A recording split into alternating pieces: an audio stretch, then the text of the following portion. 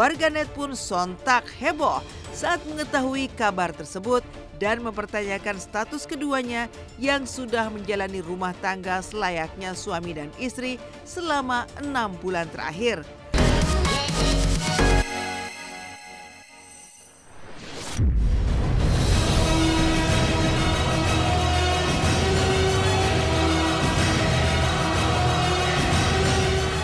Pemirsa Silet RCTI, kabar mengejutkan dan tak menyenangkan hadir dari pasangan Rizky Febian dan Mahalini Raharja. Setelah melalui berbagai macam proses dan sorotan tajam publik, sidang isbat pernikahan mereka ditolak oleh Pengadilan Agama Jakarta Selatan kemarin dan pernikahan dianggap tidak sah. Lantas, apa yang sebenarnya terjadi? Benarkah Iki dan Nini harus menikah ulang? Simak berikut fakta-fakta di balik gugurnya status pernikahan Rizky dan Mahalini karena dianggap tidak sah. Fakta pertama, sidang isbat ditolak dan pernikahan dianggap tidak sah.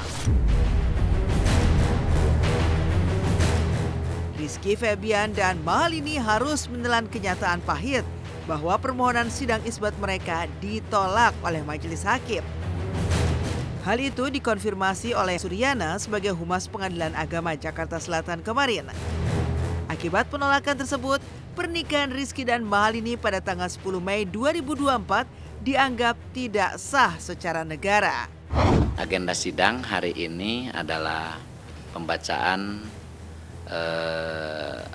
penetapan majelis hakim atau musyawarah majelis hakim, hasil musyawarah majelis hakim setelah pada persidangan sebelumnya adalah memeriksa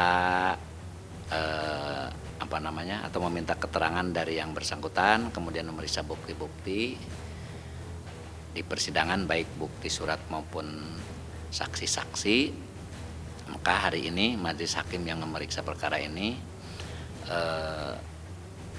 menjatuhkan penetapan yang pada intinya menolak permohonan para pemohon. Iya, tidak sah, makanya ditolak gitu ya. Iya, tidak sah, makanya ditolak. Administrasi, jadi sebenarnya karena permasalahan administrasi belum bisa beres, jadi akhirnya diharuskan. Nah, kita kan sebagai masyarakat yang baik, kita juga harus mengikuti jalur yang benar gitu.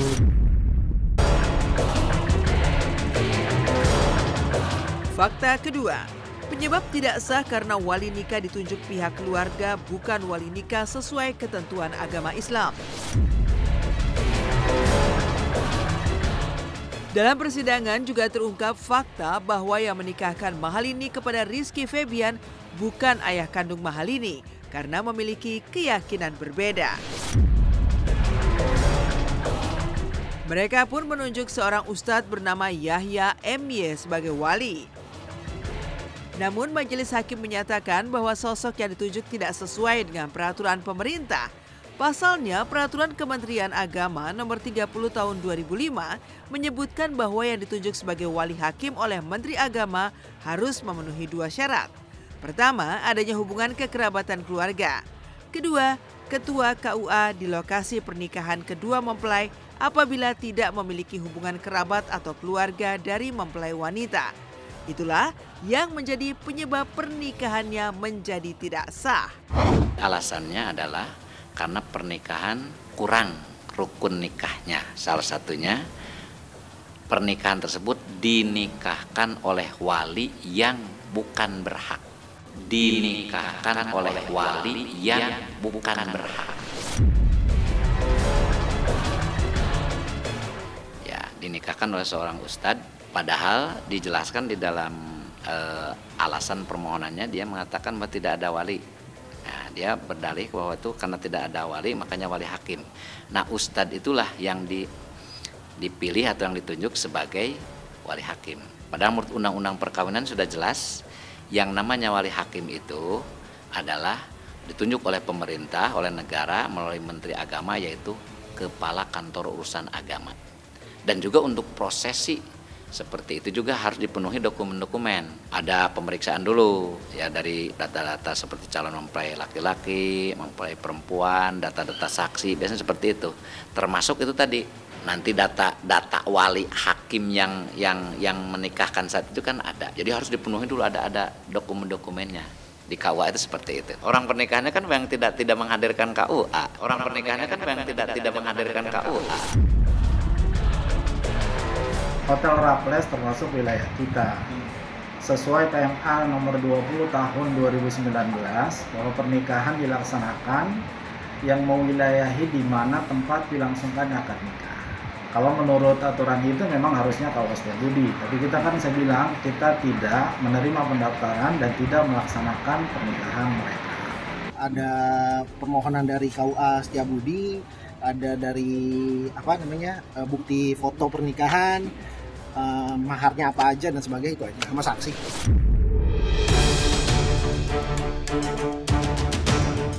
Fakta ketiga, pengadilan mengharuskan pernikahan diulang. Akibat penolakan dari pengadilan agama, artinya Rizky Febian dan Mahalini harus menikah ulang dengan memenuhi syarat dan rukun nikah yang sesuai dengan aturan. Mengenai waktu pelaksanaannya, pihak Pengadilan Agama Jakarta Selatan menyebut hal tersebut sepenuhnya tergantung keputusan Rizky dan Mahalini. Warganet pun sontak heboh saat mengetahui kabar tersebut dan mempertanyakan status keduanya yang sudah menjalani rumah tangga selayaknya suami dan istri selama 6 bulan terakhir. Apalagi sampai detik ini, baik Rizky maupun Mahalini belum memberikan tanggapannya terkait hal tersebut. Jika pernikahan mereka dinyatakan tidak sah secara hukum, lalu bagaimana status keduanya? Benarkah tetap sebagai suami istri atau tidak? Apa kata pihak Pengadilan Agama Jakarta Selatan? Ya, karena pernikahannya ketika diminta dicatatkan atau mungkin diisbatkan, disahkan, ditolak, berarti kan yang bisa dilakukan oleh yang bersangkutan adalah dia mendaftar ulang pernikahannya dengan memenuhi dokumen-dokumen. Kekurangan yang sudah dijelaskan di dalam penetapan majelis hakim itu ya dipenuhi. Salah satunya tadi kan wali, ya walinya harus wali yang berhak, wali yang memang sesuai dengan aturan hukum. Bilang akad ulang, dibuat akad ulang, harus istilah agamanya tajdidun nikah dibarukan. Dianggap kalau yang kemarin mungkin apa karena ketidaktahuan atau apa, yang jelas itu bagian daripada kelalaian, Ya harus satu, saya juga nggak mau kalau kayak gitu ya. Jadi doain yang terbaik, semoga proses administrasi beres, lancar.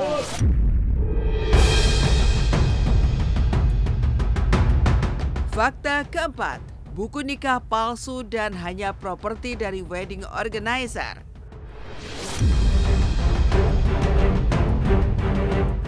Buku nikah yang dipamerkan Rizky Febian dan Mahalini saat pernikahan juga menuai sorotan panas. Seperti diketahui, selain untuk menyelesaikan masalah administrasi, sidang kemarin juga membahas isu terkait dugaan buku nikah palsu yang diterbitkan oleh pihak wedding organizer atau WO. Karena buku nikah yang digunakan saat foto akad Iki dan Lini diduga hanya sebagai properti. Saat ditanya lebih lanjut, Iki tampak enggan memberikan penjelasan.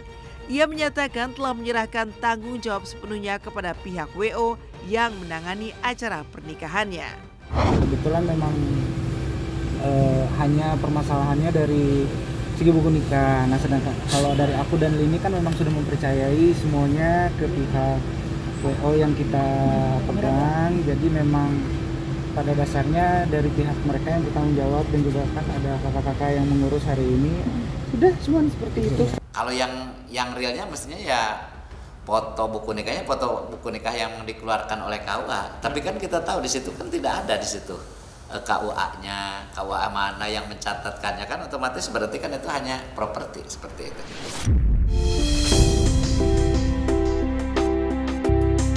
Fakta kelima, di tengah polemik status pernikahannya, Mahalini jatuh sakit hingga diduga oleh warganet sedang hamil. Melalui akun media sosialnya, Rizky Febian membagikan kondisi Mahalini yang terbaring lemah di kamar rawat inap yang sangat luas dan mewah. terlihat Rizky mengecup sang istri sebelum pergi ke sebuah acara. Ditemui setelah mengisi sebuah acara, pria yang akrab disapa Iki itu menjelaskan bahwa kondisi kesehatan Mahalini menurun karena kelelahan. Ia bahkan harus membatalkan sejumlah penampilannya mengikuti saran dokter untuk beristirahat. Di momen lainnya, Sule, ayah mertua Mahalini juga datang menjenguk sang menantu. Namun warganet justru salah fokus dengan kondisi kamar rawat inap Mahalini yang super luas dan dilengkapi dengan fasilitas mewah. Ruangan itu memiliki televisi, lemari, meja makan, dan beberapa sofa untuk tamu yang menjenguk. Bahkan sampai ada yang mengulik bahwa tarif kamar rawat inap di rumah sakit tersebut diketahui berkisar antara 1,7 hingga 4,5 juta rupiah per hari. Tak hanya itu, banyak juga warganet yang terkejut melihat adanya ranjang bayi di samping tempat tidur Mahalini. Hal itu pun menimbulkan spekulasi bahwa dirinya tengah mengandung dan kelelahan sehingga dirawat di ruang khusus nifas. Benarkah? Saat ini kondisi aku kurang sehat dan atas saran dokter aku diharuskan untuk beristirahat dulu.